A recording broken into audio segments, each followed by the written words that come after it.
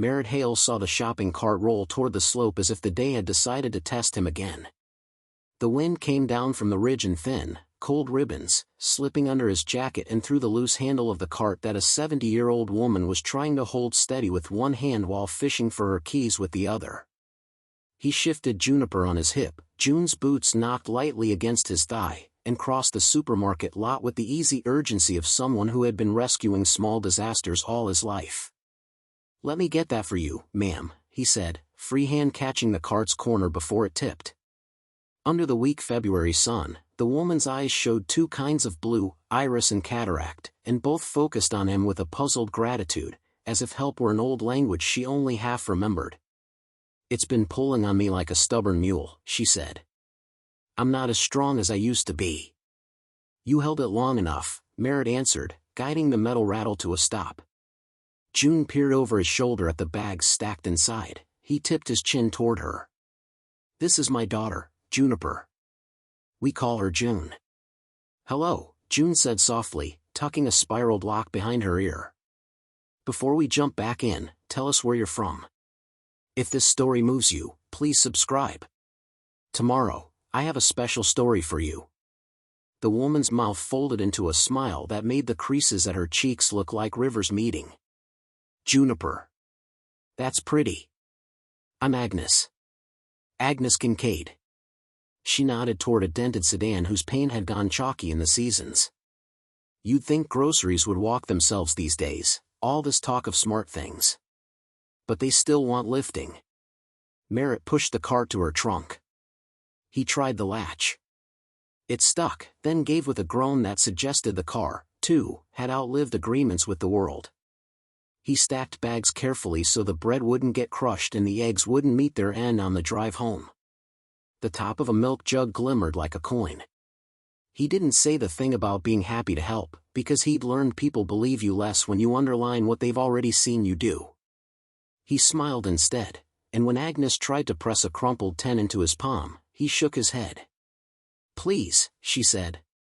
"It's right to say thank you with something that stays said." "Then take this," he replied, and handed her the cart's quarter. "I don't need it, and I don't want you wrestling a cart corral in the wind." A thin laugh rose from her chest. "You argue polite." She watched him fasten June into the booster seat in his rust-scabbed Subaru, then watched him longer than strangers usually did. He felt it like a soft weight between shoulder blades. "Your girl's lucky," she said as he swung the door shut.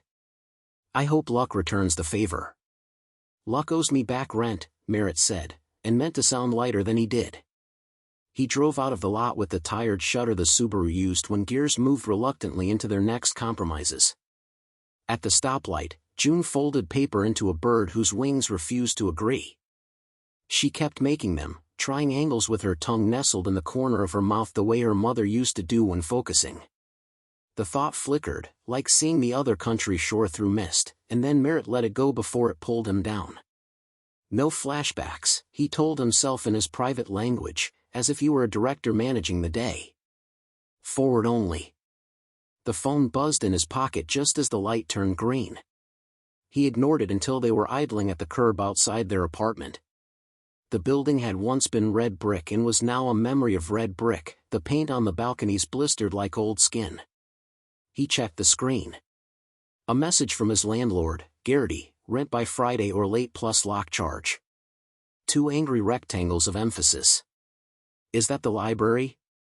June asked from the back seat, hopeful, because she was always collecting worlds made of paper when their real ones seemed short on rooms. "Saturday," he said. "Today's laundry and dinner roulette." "Pancakes?" she asked. "Pancakes aren't dinner roulette, that's a win." He tucked the phone away and helped her unclip. She hopped down with the solemn hop of a 7-year-old who had learned that a child's gravity affected the adult closest to her. He carried the hamper up the concrete stairs that smelled faintly of the last storm. Their neighbor's wind chime clicked like glass teeth in the draft. Inside, he set June at the table with colored pencils in his old college notebook, now a kingdom of drawings, and started the laundry, coins clinking into the machine like a little hail. The buzzer on the oven still didn't work unless you smacked it. He smacked it gently. It blinked, grudgingly alive. Work would start at 2 until close, short shift because the diner had cut hours after a slow winter, and Merritt was good enough to keep but not necessary enough to guarantee 8 hours. He buttoned his shirt, squinted in the mirror over the sink, and decided he looked like a man who'd slept 4 and told coffee it would have to do the work of 8. June handed him a paper bird that finally flew if you threw it with belief. "You keep it," he said, then changed his mind and slid it into his pocket, a lucky wing. "I'll bring fries." "Extra crispy," June said, serious. He walked her to the Smiling Pines Community Center, a name that tried too hard, and signed her into after-school care, one more line in a line of lines that had become his life since the custody motion 2 months ago. When he turned to go, June watched him the way Agnes had watched him, as if the day might move more safely if it stayed close to him. At the diner, Grease married Air and they had a dozen kids at the counter wolfing down milkshakes after basketball practice and a trucker who preferred silence served with coffee. Merritt carried plates until his wrists warmed with the pleasant ache of usefulness. The manager, Angelica, leaned an elbow on the pass window. "Hale," she said, "you're on until 7. And there's someone waiting by table 3 asking for you." "Guy in a suit." "That's ominous," Merritt said. "Did he say who he is?" Angelica shrugged. "Looks like money without kindness." Table 3 held a man whose jaw grew its own rules. His suit was conservative and unaware of the town it was in. He held a folder like it was a leash. The folder had embossed letters, Halsey Family Law. "Merritt Hale," the man said. "Serving on or being served?" Merritt asked, letting his tone stay even. The man offered a smile that was practiced and therefore false. "Mr. Hale, I'm Brian Pritchard. I represent Ms. Elliott." He said the name as if it belonged to a complicated invoice. "She's moving to Portland next month. It's a more stable environment for your daughter. We're filing a motion for primary custody and relocation." Merritt's heartbeat synchronized with the neon clock's lazy seconds. "June has school here. Friends here. And her mother's apartment there," Pritchard said, as if geography were morality. He slid the folder across the table. "We're obligated to notify you. Consider this a courtesy call." He stood. "You seem like a decent man, Mr. Hale. But decent is not the same as stable." When he left, Merritt placed the folder on the counter like it might break if you put it down wrong. He stared at the grill where hash browns crisped themselves into little maps, then took 2 breaths and returned to the orders on his ticket line, one hand moving ahead of the other because hands could be trusted to work while the heart figured out how to stand again. At 7, he crossed town under a sky the color of an unasked question, picked up June, and walked back toward the apartment. The laundromat's fluorescent buzz spilled onto the sidewalk, and 2 teenagers argued out front about music and noises that were old as instruments. "Daddy," June said when they reached their building, "can we put flowers there?" She pointed to the little square of earth where the maintenance crew had once planted something green in a smaller life. "We can plant something that believes in spring," he said. "But it'll need a brave heart. The sun is stingy here." She nodded like a tiny general accepting terrain. On the landing, the grocery bag that wasn't theirs waited like a mistaken gift. A note sat on top, looped handwriting neat with habit, "For Merritt and June, thank you for kindness. Agnes." Inside, pasta, a jar of good sauce, a dozen brown eggs, apples, and a small tin of tea with a label that had traveled farther than either of them would this year. June clapped. "You helped a nice person," she said. "See?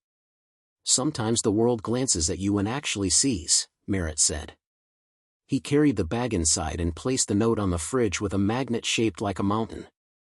It was the only mountain in their apartment. They ate late.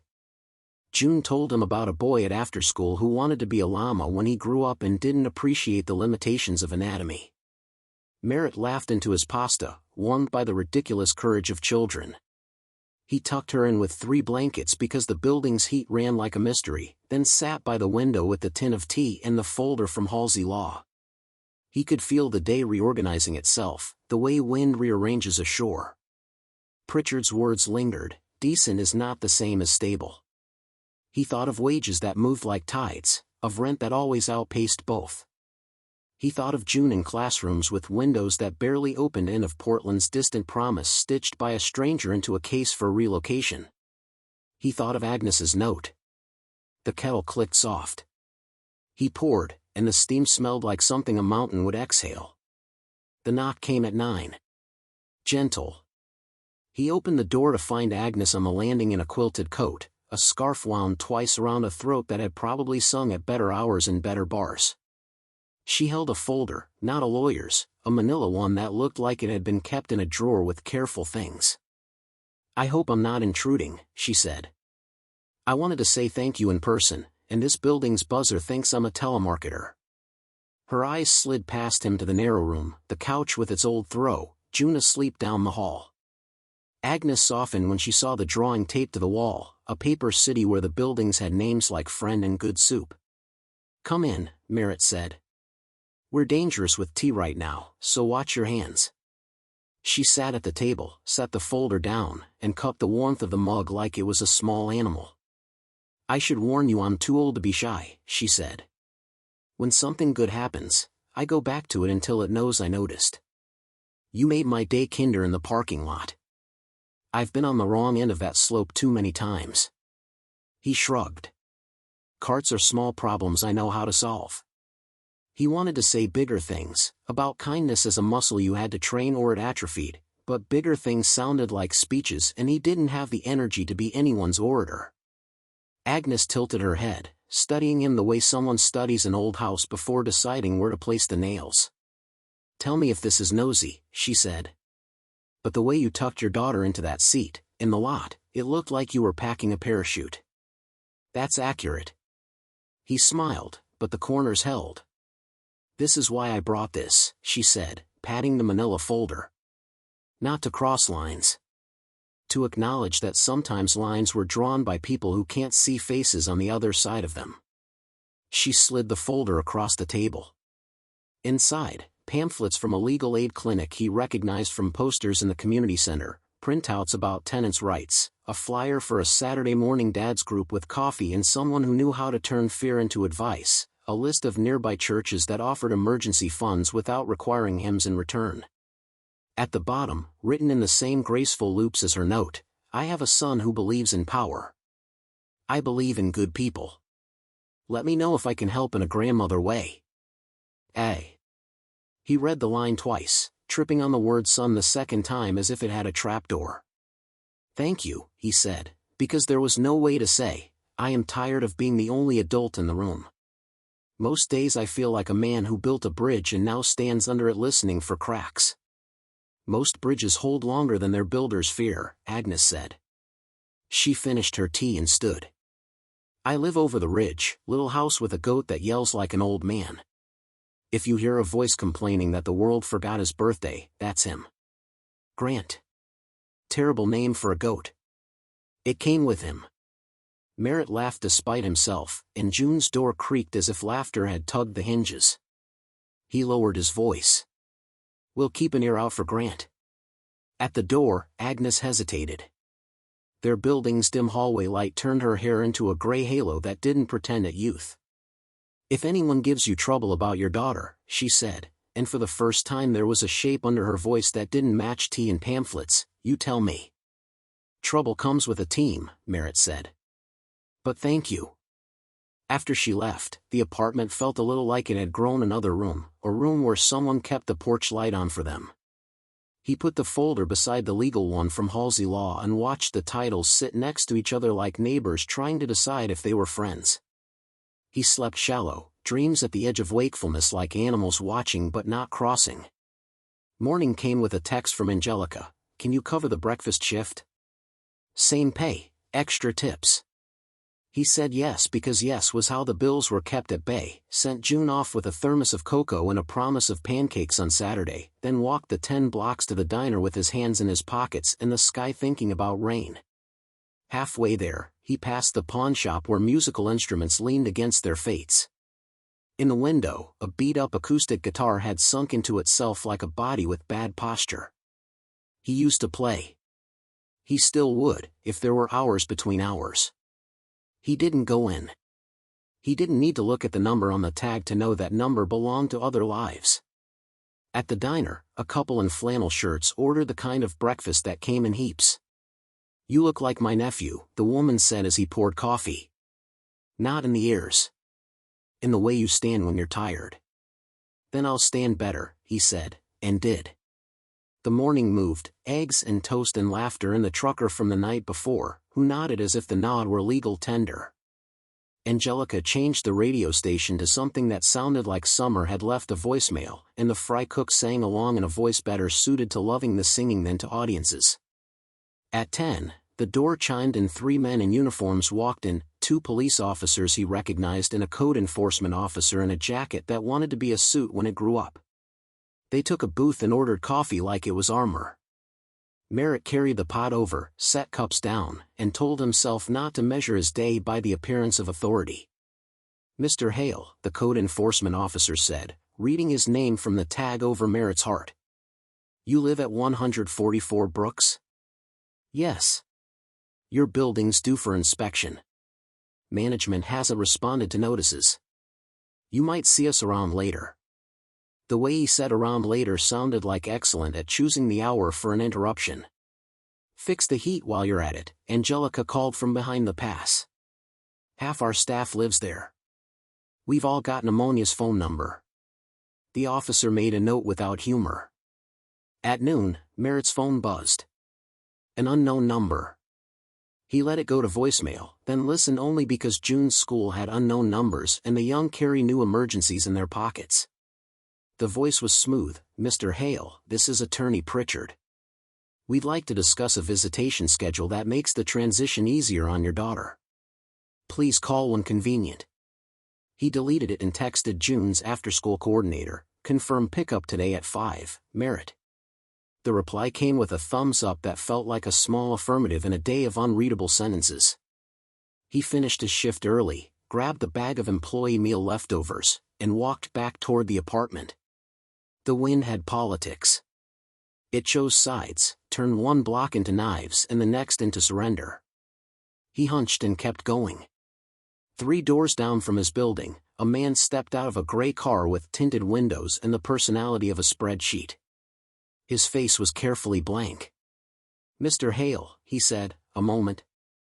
"Only if this moment ends with a stapled packet," Merritt said, because sarcasm could sometimes keep fear on a short leash. The man did not smile. "I'm an investigator with Family Services, contracted by the court. I'm here to perform a home visit. Standard practice when there's a relocation petition." He tapped a tablet. "This will be quick." Merritt glanced up at his building as if it might spontaneously become better housing. "Now's good," the man said, walking as if he owned half of time and was negotiating for the other half. Inside, the apartment looked like a life doing its best, toys lined up along the baseboard as if waiting for inspection, dishes drying on a clean towel, June's drawings adding color to walls that believed in beige. Merritt saw it through the investigator's eyes, small rooms and the scuff on the door where the last tenant had dragged a couch, the heater knocking like it wanted to be let out. "Where does your daughter sleep?" the man asked, as if the bed might be a concept. "Down the hall," Merritt said, and opened June's door. Her quilted comforter bloomed with stars. The investigator took a picture. "How do you manage childcare?" "Community center." "Income?" "W-2 and enough W to suspect the 2 is lying." The man made a note that didn't laugh. He inspected the kitchen as if stoves had secrets. On the fridge, his eyes paused on Agnes's note. "For Merritt and June, thank you for kindness." "A friend?" he asked. "A neighbor I helped."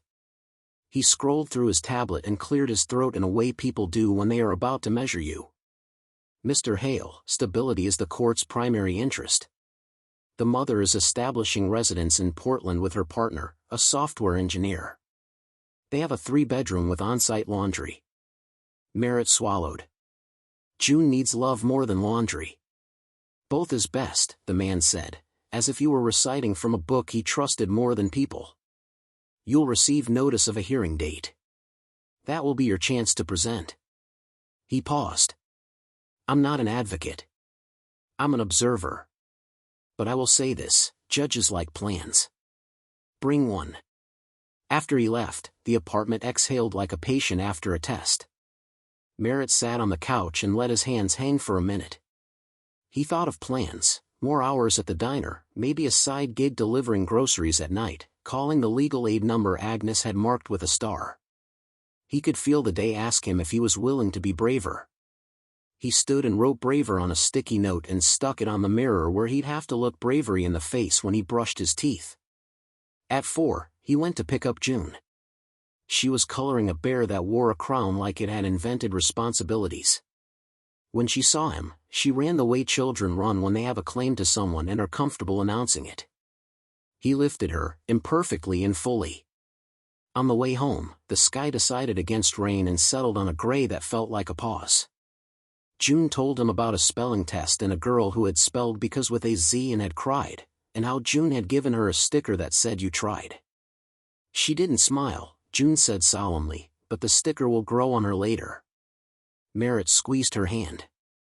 That's faith. They were 2 blocks from the apartment when a car glided up next to them, the same gray as the investigators but with windows darker, like eyes that never chose to meet yours. It kept pace for 3 breaths, then slowed and turned the next corner. Merritt told himself there were more gray cars in the world than stories about gray cars. He didn't tell June about the animal feeling that had just climbed his ribs and taken a seat. At home, as he reheated soup and June built a fortress out of books and pillows, the buzzer rang. He expected Agnes, the weird hope of it surprised him, but the voice that came through was male and not kind. Delivery. We didn't order anything, he called back. Wrong apartment, the voice said. Let me in and I'll check. He didn't buzz the door. He moved to the peephole and watched the hallway. A man stood with a white plastic bag in his hand, the kind restaurants give, but no restaurant's name smudged the side. He held it with the same casual grip people use when they hold something that isn't what it claims to be. We're good, Merritt said through the door. Try another floor. The man didn't move. He set the bag down and adjusted his jacket. He wanted to be heard by whoever stood behind which door. Merritt Hale, he said. Got a message from Ms. Elliott. She says to be reasonable. That we can make this easy. June had gone quiet in the living room, sensing currents. Merritt's throat felt like a knot had moved in. This is not how we do easy, he said. Leave. The man smiled without joy. We'll try again. He picked up the bag and walked away. Merritt listened to silence like it might break. He stared at the bolt, checked it again, and then sat on the floor with his back against the door until he could feel his heartbeat move back into his chest instead of his throat. He texted Angelica, "Do we have a back entrance code?" She replied, "Yes, but also I will murder whoever is messing with you." He smiled at the screen despite what it tried to do to his day. He had the tea again that evening and called the legal aid number. A cheerful voice told him appointments were booked for 2 weeks out, but he could come to the walk-in clinic tomorrow morning. He penciled it into a calendar that had been guilty for months about how few vacations it contained. At 8, a soft knock touched the door. He looked through the peephole already expecting to see Agnes in her scarf. She stood there, minus the scarf, holding a casserole and a pan that looked like it had heard good stories in past kitchens. I made too much, she said, even though no one in history had made too much casserole by mistake. Is this a bad time? It's a perfect time. He opened the door. June came to the threshold, eyes bright. Hello, Miss Agnes, she said. Miss Agnes, the older woman repeated with mock ceremony. I'll answer to that. Hello, Juniper. I brought something that makes the house smell like grandmother's. They ate together at the table. Agnes told a story about the goat that involved a fence and a misunderstanding with a mailbox. June laughed and then drew the goat with an expression that suggested goats carried their own form of bureaucracy. After dinner, Agnes helped with dishes without asking permission and did it in a way that made it look like she was borrowing his kitchen and returning it in slightly better condition. When June went to brush her teeth, Agnes lowered her voice. Did anyone stop by who didn't know your name but said it like they did? She asked. Merritt blinked. Yes. He told her about the man with the bag. Agnes's face didn't change much, but something about the air around her shifted, like heat mirages on summer roads. That's a tacky tactic, she said. People forget small towns have long memories and short patience for that kind of behavior. I can handle it, Merritt said automatically, because he'd been trained by years to say it even when his bones knew he was lying. I'll go to legal aid tomorrow. You'll do that, she said, and you'll tell me if anyone tries theater on your doorstep again. She lifted the casserole dish and tucked it under her arm like a shield. And there's something else. I don't talk about it much because it changes the way people look at me. I prefer to age in peace. But the world is leaning on your shoulder, and I do not intend to watch it make you fall. He waited. She watched him, judging whether the floor would hold. The truth is I've lived several lives, she said. When I was your age, I worked double shifts and pretended I was invincible. When I was older, I learned to ask for help and to count the helpers as saints. And sprinkled throughout, there were years where I brought my son to the hospital and the courthouse and then to the place where men carry other men's secrets on the backs of their jackets. Merritt didn't follow. I'm not sure. I don't expect you to be, Agnes said, a softness returning. It's just this, if someone steps on your toes in this town, I can ask people to look where they're walking. She smiled faintly. And they tend to listen. He nodded as if he understood when he didn't, not because he wanted to seem smarter, but because she had offered something like a handrail, and you don't interrogate handrails. When she left, the hallway was empty except for the low hum of a building trying to be a home. Merritt locked the door, kissed June's forehead where she'd fallen asleep with marker streaks like faint war paint, and sat by the window with the tea, watching the parking lot fill with ordinary cars and the occasional pickup. He waited for the gray car that had promised more visits, but it didn't return. He slept without remembering when sleep began, an unambitious mercy. The morning broke slow. He took June to school, promised pancakes tomorrow again when money might be friendlier, and walked to the legal aid clinic where the line already bent around the block like a second spine for the building. A woman with gray braids handed him a form and told him his case sounded like something they handled often. Bring documents, she said. Bring your days. Judges like days. He had days in spades. He bumped into Angelica on the sidewalk, running an errand for the diner. She pressed a 20 into his hand. I found this under table 6, she lied. The diner had the kind of tables that only hid gum and the occasional phone number. He smiled and didn't argue because pride had already outlived its usefulness this week. When he got back to the apartment, he found a new note taped to the door. A different hand.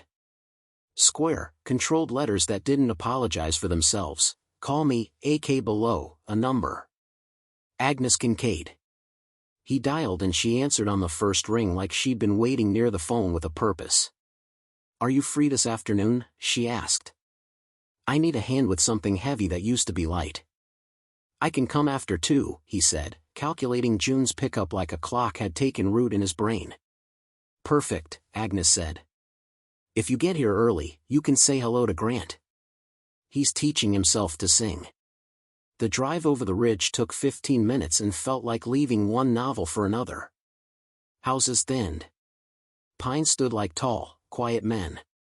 Agnes's place sat in a fold of hill where the road sound faded to rumor. There was the goat, white, indignant, practicing long vowels. Agnes met him on the porch with an apron still dusted in flour. Just in time, she said. I bought a used washing machine from a neighbor who swears it only groans when it's happy. My back believes otherwise. It's in the shed. We'll coax it. They coaxed it. Merritt hauled, Agnes guided, Grant supervised by chewing something that probably had rights. The machine settled inside like an old dog deciding to be loyal, and Merritt connected hoses and told it quietly that life would be easier if it cooperated. It grumbled once and then took water like a river had signed a lease. Agnes clapped once. You are a magician and I am in your debt. You neutralized it by showing it you have expectations, he said, wiping his hands. Machines respond to that more than we admit.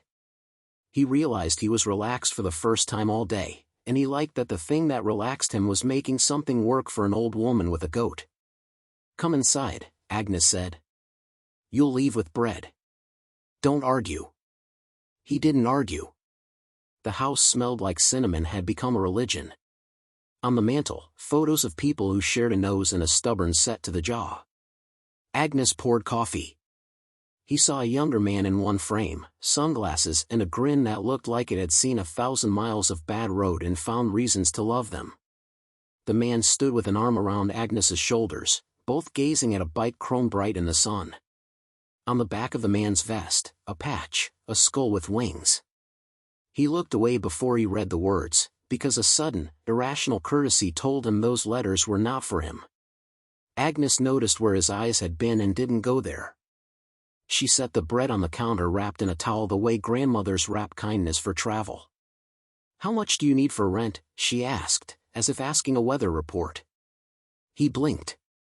"I can manage." "You can. When your jaw does that, it means you plan to manage by carrying bricks in your teeth." She folded her hands. "Let me ask a different question. How much would make the next week feel possible instead of impossible?" He hated that he knew the number. He hated more that he could speak it. 200 would bring me to Friday without juggling knives, he said. "I'll pay you back. With actual money, not metaphors." Agnes nodded, opened a drawer, and counted bills like she was counting prayers. She slid them across the table. "When I was your age, a woman slipped me an envelope like this. I told her I would repay her. She told me to stop making kindness into a debt. I never listened. You don't have to either."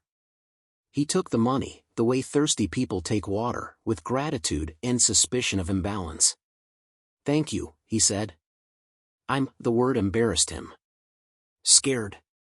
"I know that flavor," Agnes said. "It pairs well with stubbornness. You have both. You'll be fine." She touched his hand, then withdrew as if to say, "I'm not going to turn this into something you'll have to write thank you notes for. Now, I need to ask you something that you can say no to." He braced. "Would you be willing to drive me to an appointment Thursday? My son usually does, but he's out of town and I do not enjoy taxis that smell like someone's memory of a lemon." "Of course," Merritt said. "What time?" 2 in the afternoon. "It's in town." She paused. "It's a place where they repair bodies that have been arrogant." Miney decided to remember all the stairs I climbed in the 80s and filed a complaint. "I'll be here," he said. "With less arrogant knees. And I'll bring soup." "You're hired," she said, with mock solemnity. He left with bread under his arm and a feeling like someone had put a hand between his shoulder blades to steady him on a ladder. On the drive back, the phone rang. "Angelica, we got slammed. If you can be here in 15, I'll kiss you on the forehead like an old aunt." He said yes, texted the after-school coordinator that June would be picked up by him at 6 instead of 5, and then hustled. The diner evening was a song with too many choruses, he sang it anyway. At 6, he ran to grab June, breath fogging, heart doing drums. She wrapped her scarf twice and scolded him for not wearing a hat. They were halfway up the stairs at home when 2 men stepped into the landing from opposite ends and made the space feel suddenly like a tunnel. Not gray car men, different trouble. One wore a leather jacket too new to be work. The other had a smile that said he never learned how to use it honestly. "Mr. Hale," the first one asked. "Got a minute?" "I have 6, Merritt said. "But you'll need to split them with my daughter's bedtime." He kept June behind him without making it obvious. She put her small hand in the back pocket of his jeans like a lifeline. "We're from Garrity Property," the second man said, tapping a clipboard that might as well have been a cudgel. "Rent's due Friday. Late fee if it isn't. Eviction starts Monday. We like to remind folks." "You reminded me," Merritt said. "I'll pay Friday." His voice was a cut rope under tension. "Good," the first one said. He took a step closer, invaded the air between faces. We don't like surprises. Merritt smiled the way people smile when they want to show all their teeth without biting. Then you should shop for a different line of work. He unlocked his door. The two men stared as if measuring how hard to push to knock a life off balance. Then they withdrew, performing grace to their own satisfaction. Inside, June stood in the hallway, face pale as if someone had gone into her coloring box and taken out a color she liked. They were mean, she said. They were small, he said gently. Small people make big noises. We're bigger. He hated that she'd seen it, hated more that this was the lesson he was giving her instead of something about constellations. He made cocoa because sometimes the cure for an evening is warm sugar. He kept his promise to Agnes and called the legal aid number again in the morning, leaving a message to confirm the walk-in clinic. He gathered pay stubs and June's school certificates like a squirrel storing nuts against a courtroom winter. He showed up at the clinic and spoke to a woman named Marisol who took notes like she was mapping a labyrinth. We'll represent, she said. We can't guarantee the outcome. But I can guarantee we'll stand next to you while you try to keep your daughter's address from changing without her permission. He wanted to hug her and instead shook her hand because the world had rules about displays of gratitude. She gave him a list: character witnesses, letters from teachers, proof of apartment conditions, proof of hours, proof of being the thing fathers try to be even when the world prefers them not to be. He nodded, wrote, nodded again. At noon, he bought a cheap bouquet from the grocery store and took it home to plant in the square of earth that had wanted patience. June helped, solemn as a foreman. They put dirt where dirt needed to be and spoke encouragingly to the small plants as if dirt agreed to contracts. Grow, June told them. Try hard. Just like us, Merritt said, and tried not to be too proud of a flower, because flowers sometimes disappointed from trying to be beautiful where beauty was taxed heavily. Thursday came like someone had turned a page they'd been reading too long. He picked up Agnes at 1:30 with soup and a joke about how goats should get insurance discounts for comic relief. She walked more slowly, the knee registering objections. He took her hand without making a show of it. The clinic sat near the old train depot. Inside, the air smelled like disinfectant in the past. While Agnes checked in, Merritt sat and watched a young man argue quietly with his own nervousness across the room. The nurse called Agnes in. He waited. He thought about how waiting rooms collect time like coins in couch cushions. He thought about June at school drawing galaxies where stars wore name tags. He thought about Attorney Pritchard, stable, and the way words hurt more when they were true about one thing but used as weapons against another. Agnes emerged with a bandage and a pamphlet about knees that forget to be young. You're a saint, she said when she saw him stand. Now comes the favor I didn't tell you about because I wanted you to say yes to the first thing before I added topping. I owe you 200, he said. You can ask me for the moon. I don't want the moon, Agnes said. I want you to come with me to a place for coffee. It's just a few blocks. There are people I'd like you to meet. They are sometimes loud, often kind, occasionally ridiculous. They use words my church friends do not approve of. And they are, in their misguided way, a family. Merritt raised an eyebrow. Is this a book club? Of a sort, she said dryly. They drove. The coffee place was not a coffee place. It had coffee, sure, but also flags and a jukebox and a lot of metal in the parking lot that belonged to men who made their lives in long distances and the sudden choices of traffic. Merritt parked because Agnes told him to. He followed her in because her hand on his arm told him things would be fine. Inside, leather and denim. Patches on jackets he pretended he wasn't reading. Agnes walked like a queen in a country that knew her. Men whose faces looked like road maps stood when they saw her. Miss K, one said, voice like gravel turning into a laugh. You bring royalty with you? He looked at Merritt with curiosity not malice, like a man evaluating whether a tool would hold up under pressure. This is my friend, Agnes said. He's the kind of man who catches runaway carts and keeps his daughter's world from sliding off the counter. A man at the end of the bar turned then. Tennessean eyes, hair silvering at the temples, shoulders that had carried more than jackets. He smiled slow and careful like it was a weapon he preferred not to use. "Ma," he said to Agnes. Merritt felt the new gravity in the room, like a storm had just moved into the county. The patch on the man's back when he turned to set down his beer was a skull with wings. Letters arched over it, the kind you don't pretend you didn't see if you value truth, Hell's Angels. Agnes squeezed Merritt's arm. "This is my son," she said simply. "Briggs." Merritt's breath did a complicated thing, went out, went in, forgot if it had permission to do either. Then he understood why Agnes had said she didn't talk about it much. The way the room arranged itself around Briggs made it obvious how much air he owned. Briggs walked over.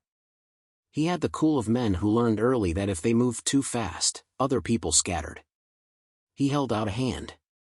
"If Mom says you're good, he said. "That counts." He nodded at Agnes. "You adopting strays again?" "I'm adopting decency," Agnes replied. "And I have a project for your hands." She gestured to Merritt. "He needs help. Real help. Law and order help. He's got a little girl and a landlord who thinks threats are a hobby. He's got a lawyer sending wolves to the door like flowers.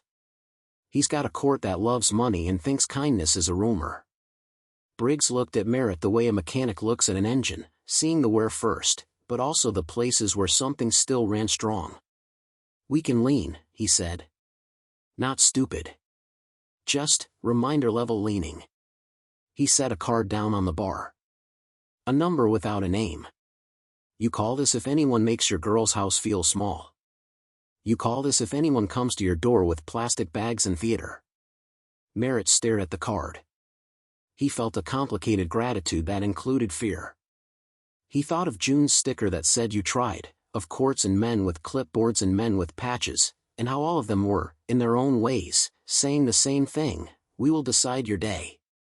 He wanted to say that he didn't belong in rooms where the air obeyed one person, even if that person loved his mother. He wanted to say he didn't want to owe favors with interest rates he couldn't calculate. He said instead, "Thank you." Agnes patted his arm. "We make our own villages," she said. "Sometimes they have odd mayoral systems. But they keep the wolves at honest distances." They sat, and men told stories of rides like the ocean tells stories of storms, with relish and respect for the parts that could have killed them and didn't. Merritt listened and realized some of these men had seen worse nights than he had and still laughed like the morning had been invented for them. He didn't glamorize it. He saw the broken knuckles and the eyes that didn't always rest. He saw the danger and the charm.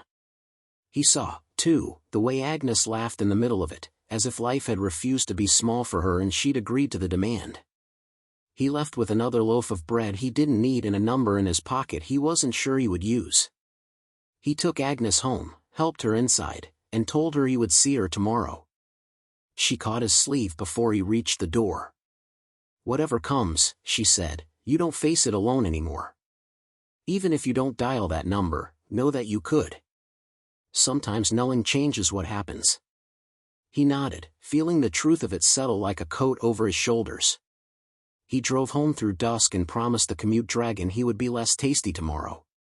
Friday arrived. Payday. Rent envelope. He counted bills twice before sliding them into a white sleeve that looked too thin to hold that much relief. He dropped it off at the manager's office and told the empty air, "We are still here." The office didn't clap. It did, however, smell less like stale coffee for a change. At school, June's teacher handed him a letter. "She's a delight," the teacher wrote in a hand that had graded too many tests. "Whoever gets to be her constant is lucky." He taped it to the fridge next to Agnes's note and Marisol's list. The fridge had become a wall of witnesses. That evening, the doorbell rang. Merritt looked through the peephole with the new carefulness life had taught him. Gray suit. Attorney Pritchard. Alone. Merritt opened the door halfway. "Mr. Pritchard," he said. The lawyer smiled in a way meant to diffuse other people's storms. "Mr. Hale. I'd like to talk. Off the record." He held up his hands as if they were empty. "Just two fathers discussing what's best for a child." Then we can discuss it in public, Merritt said. This hallway has witnesses. Pritchard's smile lost a tooth. No need to be adversarial. He glanced down the hall and then leaned forward, dropped his voice. My client is prepared to offer generous visitation and substantial child support if you agree to relocation without contest. Merritt stared at the man's immaculate tie. My daughter is not a check you write to settle a case. Pritchard sighed, a man disappointed that the world did not understand the elegance of negotiation. You'll lose, he said softly. Not because you're not a good father. Because systems prefer systems. Let me help you land softly. Landing softly somewhere I didn't choose still hurts, Merritt said. Pritchard adjusted his cuff. We file Monday. He nodded as if they'd agreed on something, then turned and left with the quiet footsteps of men who believe carpets were invented for them. After the door shut, Merritt stood very still and listened to the building. It creaked like an old ship but stayed afloat. He dialed Marisol's number and left a message, please call. They're filing Monday. He didn't dial the number Briggs had given him. He watched his hand not dial it. He told his hand, good. He told the other part of him, we'll see. Saturday morning smelled like victory because he made pancakes and June ate them with a seriousness reserved for maple syrup. They licked plates. They planted one more flower and named it Courage. They went to the library. He checked out books about child custody and a book with a dragon on the cover for June that she promised not to be scared of and then was a little anyway. Saturday evening, they returned to a building where the elevator had decided to be philosophical. It rose when it wanted to and ignored floors it didn't respect. They took the stairs. On the second floor landing, a man he didn't know stepped from a doorway and said, "Hail." Not a question. "Can I help you?" Merritt asked, voice easy in a way he had learned when interacting with men who wanted to define the end of a sentence before you got there. "I'm a friend of Miss Elliott's," the man said. "She asked me to drop off something." He reached into his jacket. Merritt's body didn't move. His mind did. He looked at June, at the distance to their door, at the angle of the man's elbow. He opened his mouth to say leave. He didn't have time to say it. A sound came from the parking lot. Thunder without rain. Engines. Not one. Dozens. A whole sky of engines. The building vibrated. The man with the jacket froze, eyes cutting toward the stairwell window as if the noise had a face and it was looking at him. June grabbed Merritt's hand. "Daddy?" He didn't have an answer. He knew a lot of sounds. This one belonged to a kind of arrival you don't request and can't argue with.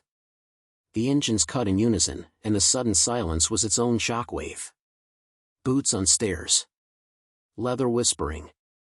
Voices that carried laughter without cruelty. A knock at the front door downstairs, polite, then less polite, then the sound of a key in a lock that wasn't management's. The hallway lights flickered as if electricity had decided to be a spectator. Merritt looked down the stairwell as men filled the lobby like a river of black and red and chrome. On their backs, patches with wings. In front of them, a woman with a gray halo and a knee wrapped in a bandage, carrying a casserole dish like a diplomatic credential. Agnes looked up, found Merritt on the landing as if she'd known exactly where he would be, and lifted her chin in greeting. The man in the jacket backed toward a door that wasn't his. Briggs stepped into the light, looked up the stairwell, and smiled, slow, not unkind, but final in the way tides are final. "Afternoon," he said to the building that now belonged, for a time, to his promise. "We're paying a courtesy call." Merritt felt June's hand tighten in his. He swallowed. This was what it meant, he thought, when Agnes had said, "You don't face it alone." It meant footsteps and engines and men whose loyalty made strange sense. It meant that the day had decided to shift the weight off his shoulder for a minute, whether he was ready or not. Agnes raised the casserole dish like a toast. "Merritt," she called, her voice ringing off the stairwell and into the shallow apartments of their neighbors. "Honey, it seems some people need a reminder on how to treat a father and his child." In the half-second before anything happened, before Pritchard's version of the future and the landlord's menace in the Grey Cars Theater could argue, Merritt realized the building was holding its breath. The men behind Briggs took one step forward, and the air moved with them. The man with the jacket reached into his pocket again, almost as if he meant to finish the motion he had started. Briggs looked up once and shook his head once. The man froze like a bad decision under a police light. "Merritt," Agnes said again, "calm and iron at once, open your door, put June inside, and let us do the neighborly thing." Merritt unlocked the door with hands that knew their job even when the mind was running. He guided June in, her eyes wide, her trust in him heavy and holy in his hand, and turned back to the landing as boots took the stairs and the first knuckles rapped, not on his door, but on the one across the hall where the man with the jacket had tried to vanish. The knock sounded like a beginning and a warning, like a promise kept in the bill that comes due. On the other side of the thin wood, a bolt slid. The door began to open.